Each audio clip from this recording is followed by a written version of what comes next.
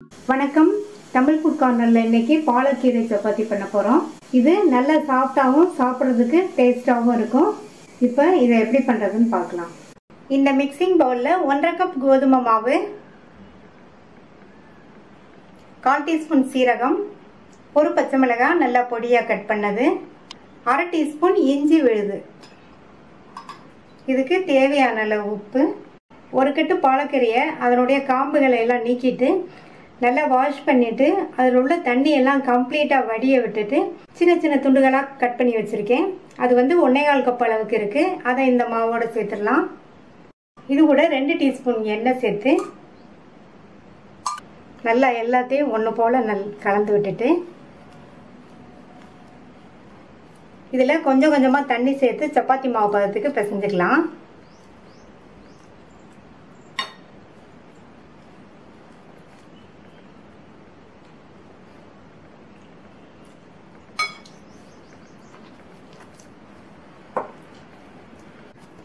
கொஞ்சம் கொஞ்சமாக தண்ணி சேர்த்து பிசைஞ்சாச்சு. மாவு சப்பாத்தி மாவு பதத்துக்கு இருக்குது. இதை மூடி வச்சு 10லேருந்து 15 நிமிஷம் ஊற வச்சுக்கலாம். 15 நிமிஷம் ஆச்சு. மாவு நல்லா ஊறிடுச்சு. இதை ஒரு தடவை பிசைஞ்சிட்டு சப்பாத்தியை தேய்ச்சிடலாம். இந்த அளவு மாவு எடுத்திருக்கேன்.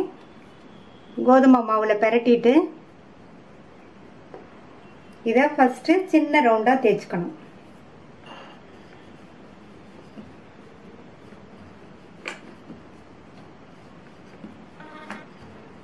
இந்த மாதிரி சின்னதாக தேய்ச்சிட்டு நடுவில் கொஞ்சமாக எண்ணெய் விட்டு நல்லா ஸ்ப்ரெட் பண்ணி விட்டுறலாம்.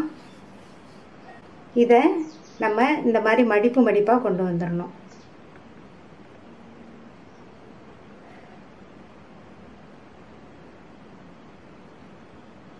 கொண்டு வந்துட்டு நல்லா இந்த மாதிரி க்ளோஸ் பண்ணிவிட்டு மறுபடியும் மாவில் நல்லா பிரட்டிட்டு இதை ரவுண்டாக பெரிய ரவுண்டாக தேய்ச்சிடலாம். இந்த மெத்தடில் தேய்ச்சோம்னா இந்த சப்பாத்தி சாப்பிட்றதுக்கு நல்லா சாஃப்டாக இருக்கும். ரொம்ப தின்னாக தேய்ச்சிடக்கூடாது. லைட்டாக திக்காக இருக்கிற மாதிரி தேய்ச்சிக்கணும். தேய்ச்சாச்சு. ரொம்ப தின்னாக இல்லாமல் கொஞ்சம் இந்த மாதிரி லைட்டாக திக்னஸாக இருக்கிற மாதிரி தேய்ச்சிக்கணும். அடுத்து ஸ்கொயர் ஷேப்பில் சப்பாத்தியை தேய்ச்சிடலாம். இந்த அளவு மாவு எடுத்திருக்கேன். இதை கோதுமை மாவில் நல்லா பிரட்டிட்டு கொஞ்சம் பெருசாக தேய்ச்சிக்கணும்.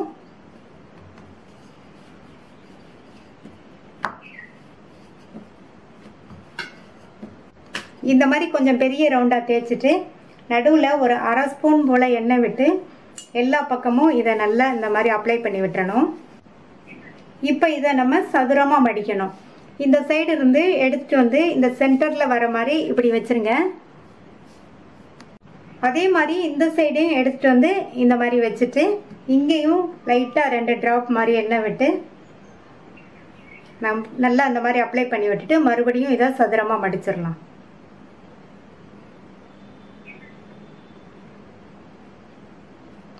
இந்த சைடும் இது இந்த மாதிரி எடுத்துட்டு வந்து வச்சு இப்படி சதுரமாக மடிச்சுக்கணும். மாவில் பிரட்டியாச்சு. இதை சதுரமாக தேய்ச்சிடலாம்.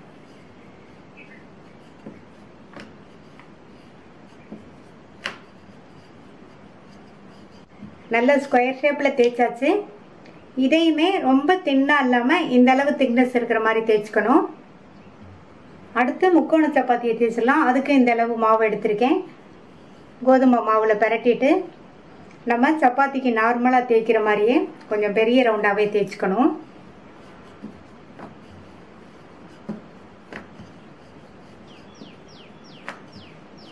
இந்த மாதிரி பெரிய ரவுண்டாக தேய்ச்சாச்சு. இதுலேயும் 1/2 ஸ்பூன் போல் எண்ணெய் விட்டு எல்லா பக்கமும் நல்லா இந்த மாதிரி அப்ளை பண்ணி விட்டுறலாம்.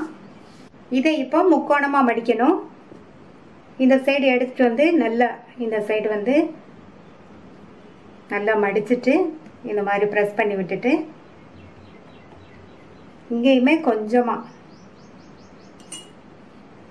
எண்ணெய் விட்டு நல்லா அப்ளை பண்ணி விட்டுறலாம்.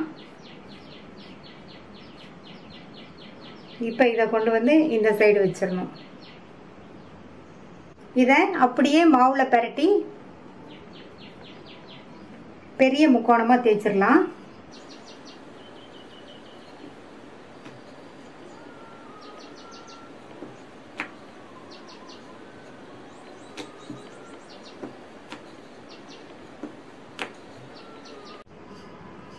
முக்கோண சப்பாத்தியும் தேய்ச்சாச்சு. இப்போ எல்லாத்தையும் போட்டு எடுத்துடலாம். சப்பாத்தியை போடுறதுக்கு தோசைக்கல் போட்டு சூடாயிடுச்சு.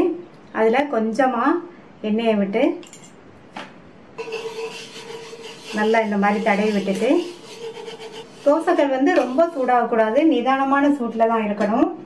ஃபஸ்ட்டு தேய்ச்ச ரவுண்டு சப்பாத்தியை இதில் வச்சிடலாம். தீயை வந்து நிதானமாக எரிய விடணும். சப்பாத்தியை போட்ட உடனே எண்ணெய் விடாமல் இந்த மாதிரி லைட்டாக ட்ரை ஆனதுக்கப்புறமா மேலே கொஞ்சமாக எண்ணெய் விட்டு இந்த மாதிரி அப்ளை பண்ணிக்கலாம். இப்போ அந்த சைடு வெந்துருச்சு. சப்பாத்தியை பரட்டி போட்டுக்கலாம். இந்த மாதிரி ப்ரெஸ் பண்ணி விடணும். இப்போ இந்த சைடு வந்து கொஞ்சமாக எண்ணெய் விட்டு நல்லா இந்த மாதிரி தடவி விட்டுறணும். ரெண்டு பக்கமுமே சப்பாத்தி இந்த மாதிரி ப்ரௌன் ஸ்பாட்ஸ் வரணும். அப்போ தான் சப்பாத்தி நல்லா வெந்திருக்குன்னு அர்த்தம். இப்போ ரெண்டு பக்கமுமே சப்பாத்தி வெந்து ரெடி ஆயிடுச்சு. எடுத்துடலாம்.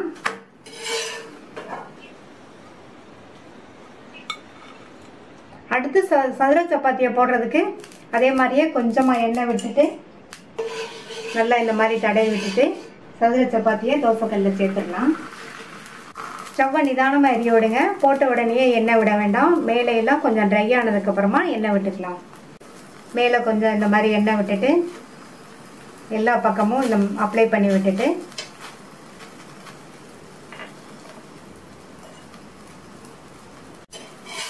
பரட்டி போட்டுடலாம். இப்போ இந்த சைடும் கொஞ்சமாக எண்ணெய் விட்டுக்கலாம்.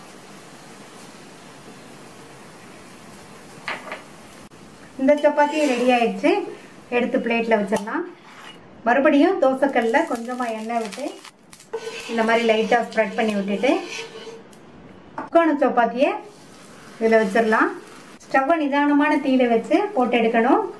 இப்போ மேலே ட்ரை ஆயிடுச்சு. எப்பவும் போல் இந்த மாதிரி கொஞ்சமாக எண்ணெய் விட்டு நல்லா அப்ளை பண்ணி விட்டுட்டு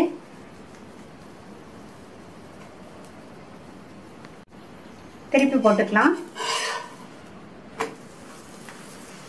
இந்த சைடும் எண்ணெய்.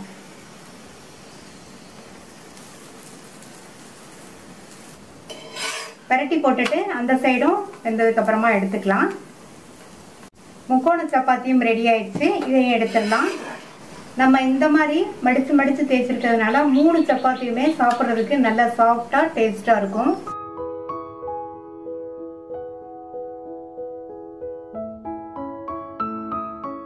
டேஸ்டான சாஃப்டான ரவா சப்பாத்தி பண்ண போகிறோம். இந்த மிக்ஸி ஜாரில் 3/4 கப் ரவையை சேர்த்துட்டு நல்லா நைஸாக அரைச்சிக்கலாம். இந்த பேனில் தண்ணி சேர்க்காத 1 கப் பாலை சேர்த்துடலாம். இது கூட 2 டேபிள் ஸ்பூன் சர்க்கரை, 1 டேபிள் ஸ்பூன் வெண்ணெய். இந்த பால் நல்லா சூடாகி கொதிச்சு வரட்டும். இந்த ஸ்டேஜில் ஸ்டவ்வோட தீயை குறைச்சிட்டு ரவையை சேர்த்துடலாம்.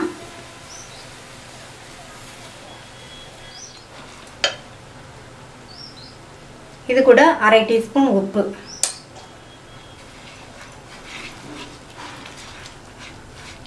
ரவையை சேர்த்ததுக்கப்புறமா இதை நல்லா மிக்ஸ் பண்ணி விட்டுருங்க. நல்லா மிக்ஸ் பண்ணி விட்டுட்டு அது கூட 1/4 கப் மைதா சேர்த்துடலாம். சேர்த்துட்டு இந்த ரெண்டையும் நல்லா ஒன்றா மிக்ஸ் பண்ணிடுங்க. மைதா சேர்த்ததுக்கப்புறமா ஸ்டவ்வோட தீயை கொஞ்சம் கூட்டிக்கணும். எல்லாம் நல்லா ஒன்றா மிக்ஸ் ஆயிடுச்சு. இதை ஸ்டவ்வை ஆஃப் பண்ணிவிட்டு ஒரு அகலமான பிளேட்டில் கொட்டி வச்சிடலாம். இப்போ மாவு சூடாக இருக்குது, பிசைய முடியாது.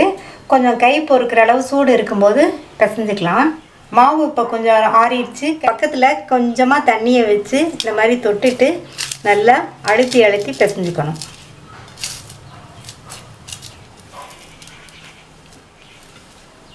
சப்பாத்தி மாவு பதத்துக்கு இருக்குது. இந்த அளவுக்கு இருக்கணும். நீங்கள் ரவையை ஃபஸ்ட்டு மிக்சியில் சேர்த்து பவுட்ரு பண்ணிட்டா தான் மாவு வந்து இந்த அளவுக்கு இருக்கும். தேய்க்கிறதுக்கும் நல்லா ஈஸியாக இருக்கும். இப்போ தேய்ச்சி வச்சிடலாம். ரெடி பண்ணி வச்ச மாவுலேருந்து இந்த அளவு மாவு எடுத்திருக்கேன். நல்லா உள்ளங்கையில் வச்சு இந்த மாதிரி திரட்டிக்கங்க. சப்பாத்தி பலகை மேலே லைட்டாக மாவு தூவிக்கலாம். தூவிட்டு இதை நல்லா இந்த மாதிரி பெரட்டி விட்டுட்டு தேய்ச்சிடலாம்.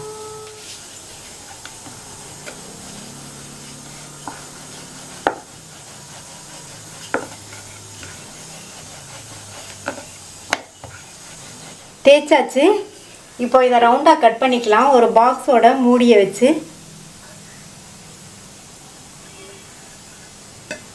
இந்த மாதிரி அழுத்தி விட்டுட்டு எக்ஸ்ட்ரா மாவை எடுத்துடலாம்.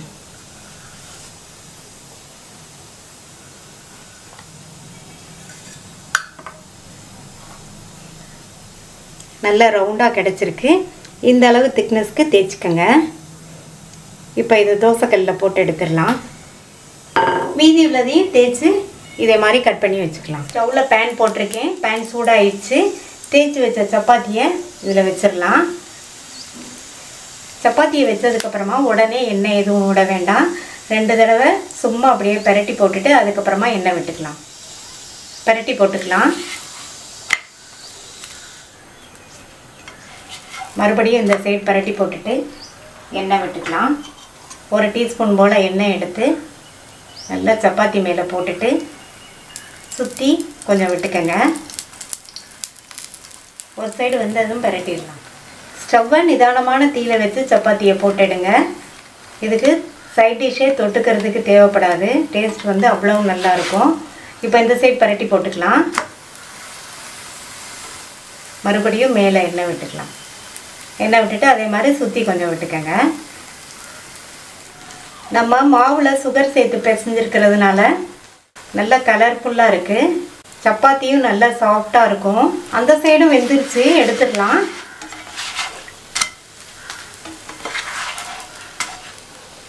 சாஃப்டான டேஸ்டான ரவா சப்பாத்தி ரெடி ஆயிடுச்சு. எல்லா சப்பாத்தியையும் போட்டு எடுத்தாச்சு.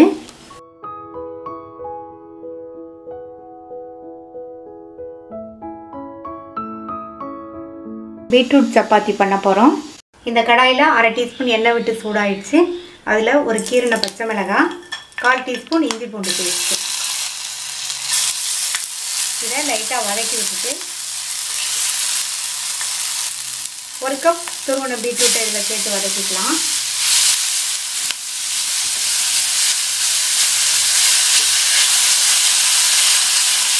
இதை லைட்டாக வதக்கி விட்டுட்டு 1 டேபிள் ஸ்பூன் அளவுக்கு தண்ணி சேர்த்துக்கலாம்.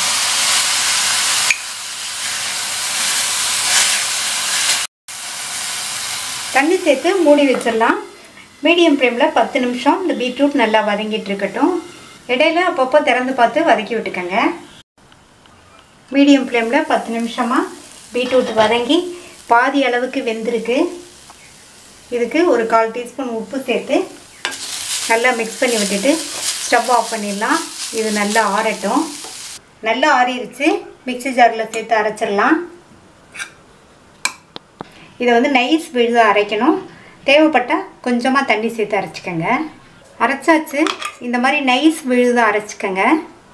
இந்த மிக்சிங் பவுலில் 1 கப் கோதுமை மாவு, 1/4 டீஸ்பூன் சீரகத்தூள், 1/4 டீஸ்பூன் கரம் மசாலா தூள், 1/4 teaspoon amchur powder. Amchur powder இருந்தால் சேர்த்துக்கோங்க. இதுக்கு தேவையான அளவு உப்பு சேர்த்துட்டு ஃபஸ்ட்டு எல்லாத்தையும் நல்லா ஒன்றா கலந்து விட்டுக்கணும். இது கூட கொஞ்சமாக பொடியாக கட் பண்ண கொத்தமல்லி இலைகள், அதுக்கப்புறமா பேஸ்ட்டு அரைச்ச பீட்ரூட்டையும் சேர்த்துடலாம்.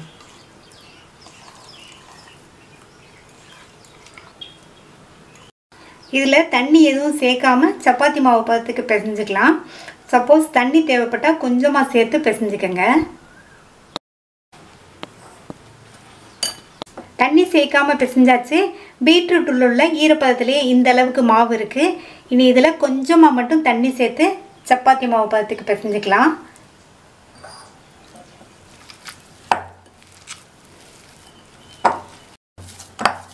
ஒரு ஸ்பூன் மட்டும் தண்ணி சேர்த்து பிசைஞ்சாச்சு. மாவு வந்து சப்பாத்தி மாவு பதத்துக்கு இருக்குது. இதில் 1 ஸ்பூன் மட்டும் எண்ணெயை விட்டு நல்லா எல்லா பக்கமும் இந்த மாதிரி பெரட்டி விட்டுட்டு மூடி வச்சிடலாம். மாவு 15 நிமிஷம் ஊறட்டும். மாவு பிசைஞ்சு வச்சு 15 நிமிஷம் ஆச்சு. இதை மறுபடியும் ஒரு தடவை நல்லா பிசைஞ்சிட்டு உருண்டைகளாக பிரித்து வச்சிடலாம். இந்த மாதிரி உருட்டி வச்சுட்டு சப்பாத்தியை தேய்ச்சிடலாம். பிசைஞ்சு வச்ச மாவுலேருந்து ஒரு உருண்டை மாவு எடுத்திருக்கேன். அதை பக்கத்தில் கோதுமை மாவில் பெரட்டிட்டு ரவுண்டாக தேய்ச்சிடலாம்.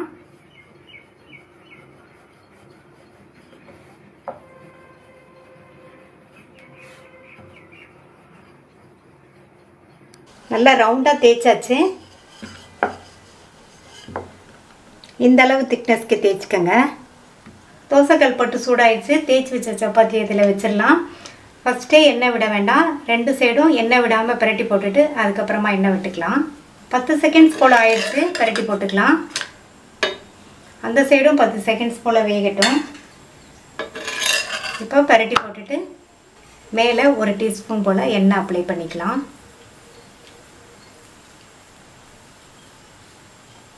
எண்ணெய் அப்ளை பண்ணிவிட்டு பிரட்டி போட்டுட்டு இந்த சைடும் எண்ணெய் அப்ளை பண்ணிக்கலாம்.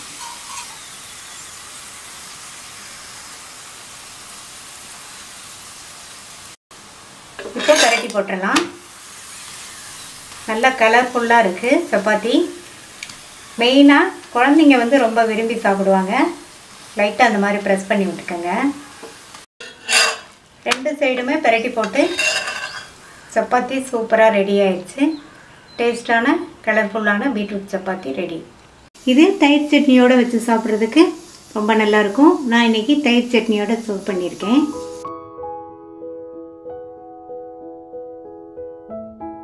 மில்க் சப்பாத்தி பண்ண போகிறோம். இந்த சப்பாத்தி நல்லா சாஃப்டாகவும் சாப்பிட்றதுக்கு ரொம்ப டேஸ்ட்டாகவும் இருக்கும். அப்படியே சாப்பிட்றதுக்கும் நல்லாயிருக்கும். நீங்கள் விருப்பப்பட்டால் காரசாரமான கிரேவியோ குருமாவோ வச்சு சாப்பிட்றதுக்குமே ரொம்ப சூப்பராக இருக்கும். வாங்க எப்படி பண்ணுறதுன்னு பார்க்கலாம். இந்த மிக்சிங் பவுலில் 2 கப் கோதுமை மாவு சேர்த்துக்கலாம். இது கூட 2 டேபிள் ஸ்பூன் பால் பவுடர் சேர்த்துக்கலாம். இது கூட 1/4 டீஸ்பூனில் பாதி டேபிள் சால்ட் சேர்க்குறேன். இப்போ எல்லாம் நல்லா ஒன்றா மிக்ஸ் ஆகிற மாதிரி கலந்து விட்டுறலாம். இந்த மாவை கொஞ்சம் கூட தண்ணியே சேர்க்காம பால் மட்டுமே சேர்த்து பிசைய போகிறோம். அதுக்காக 1 கப் பாலை காய்ச்சி வெதுவெதுப்பான ஹீட்டில் எடுத்து வச்சுருக்கேன். இப்போ இந்த பாலை கொஞ்சம் கொஞ்சமாக சேர்த்து பிசைஞ்சிடலாம். பால் ரொம்ப சூடாகவும் இருக்கக்கூடாது, ரொம்ப ஆரியும் இருக்கக்கூடாது. வெதுவெதுப்பான சூட்டில் தான் இருக்கணும். இந்த மாவை நல்லா சாஃப்டாக இந்த மாதிரி அழுத்தி அழுத்தி பிசைஞ்சுக்கலாம். மாவு பிசைஞ்சாச்சு. மாவு இந்த அளவுக்கு சாஃப்டா இருக்கிற மாதிரி பிசைஞ்சுக்கங்க. அடுத்து இதுல 1 டீஸ்பூன் நெய் சேர்த்து இந்த மாவை நல்லா இந்த மாதிரி பிரட்டி வச்சுட்டு மூடி வச்சிடலாம். மாவு 10 நிமிஷம் ஊறட்டும். மாவு 10 நிமிஷம் ஊறிடுச்சு. இந்த மாவை மறுபடியும் நல்ல ஒரு தடவை இந்த மாதிரி பிசைஞ்சிட்டு இதை உருண்டைகளா பிரிச்சு வச்சிடலாம்.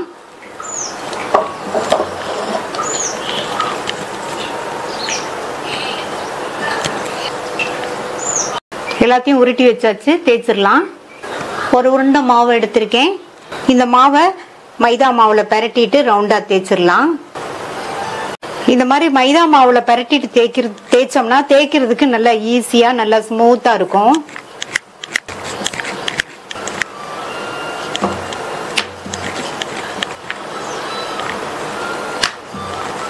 எல்லா பக்கமும் ஒரே திக்னஸ்ல இருக்கிற மாதிரி தேய்ச்சிக்கங்க. அடுத்து இதுல கொஞ்சமா மட்டும் நெய் சேர்த்து நல்லா ஸ்ப்ரெட் பண்ணி விட்டுறலாம். நெய்யை வந்து ஹீட் பண்ணிட்டு சேர்த்துக்கங்க. நெய்யை ஹீட் பண்ணிட்டு சேர்த்தோம்னா இந்த மாதிரி ஸ்ப்ரெட் பண்றதுக்கு நல்லா ஈஸியா இருக்கும். அடுத்து இதுல கொஞ்சமா பால் பவுடரை இந்த மாதிரி தூவி விட்டுறலாம். இப்ப இது ஸ்கொயர் ஷேப்ல மடிச்சிடலாம்.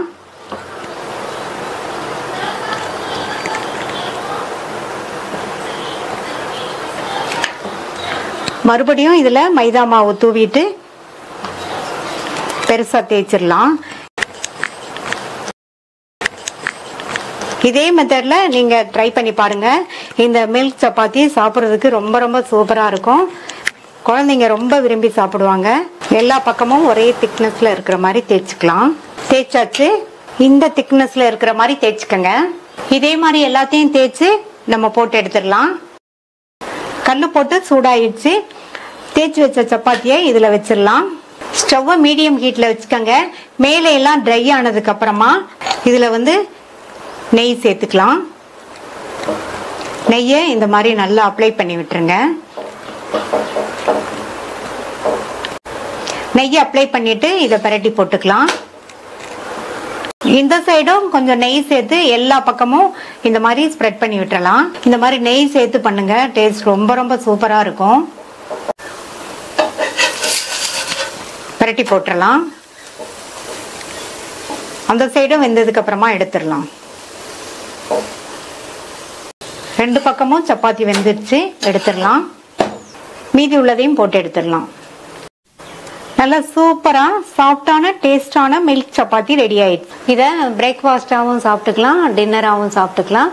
நீங்களும் இதை ட்ரை பண்ணி பார்த்துட்டு உங்கள் கமெண்ட்ஸை சொல்லுங்கள். தேங்க்ஸ் ஃபார் வாட்சிங்.